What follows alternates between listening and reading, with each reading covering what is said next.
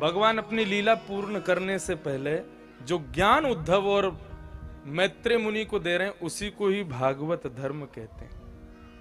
आइए हम लोग वो सुने और तत्पश्चात भागवत को आज विराम देंगे। क्या कह रहे हैं भगवान? उद्धव, मैंने चराचर ब्रह्मांड किस लिए बनाया? अपनी प्रसन्नता के लिए। एको ओम बहुश्याम, मैं अकेला था, इसलिए अपना मन लगाने के लिए मैंने तुम लोगों को बनाया। किसी को धनवान बनाया, किसी को निर्धन बनाया, किसी को सुंदर बनाया, किसी को कुरूप बनाया, किसी को पतला, किसी को मोटा, किसी को ये इतने सारे रूप मैंने बनाए ताकि इनसे मेरा मन लगता रहे।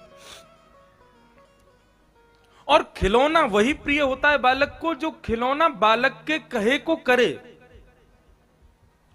और जो खिलौना विपरीत कार्य करता है, बालक चाह रहा है कि चले और वो खिलौना नहीं चले तो बालक क्या करता है? उठा के फेंक देता है उसको, बेकार हो गया ये मेरे किसी काम का नहीं। ठीक उसी प्रकार बोले संसार में जितने भी मनुष्य हैं सब मेरे खिलौने हैं, इन सबको मैंने बनाया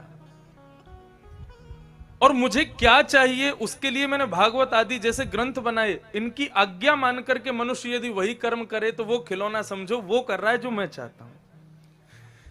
लेकिन उनको सुनने के बाद भी वो ना करे जो वहां सुन लिया है, वो खिलौना मुझे प्रिय नहीं होता। तो बालक की तरह मैं फेंकता नहीं, मैं उसकी तरफ देखता ही नहीं हूं, और मेरी दृष्टि जिस पर नहीं पड़े इससे बड़ा दुर्भाग्य उसके लिए कुछ नहीं है।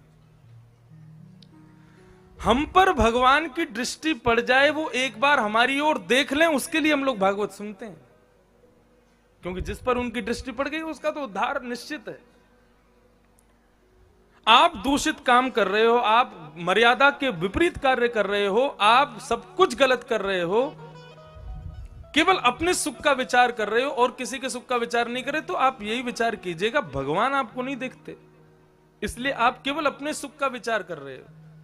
लेकिन जहां आप सर्वांगीण विकास और सबके सुख का विचार करते हो तो निश्चित ये दृढ़ विश्वास के साथ मेरी जिम्मेवारी बन जाए, मैं अपना नाम लेके कहूं, इंद्रेश कह रहा है, यदि आप सबके सुख का विचार करते हुए कोई कर्म करते हैं, कोई कृत्य करते हैं, तो निश्चित ये माने कि भगवान आपको देख रहे हैं।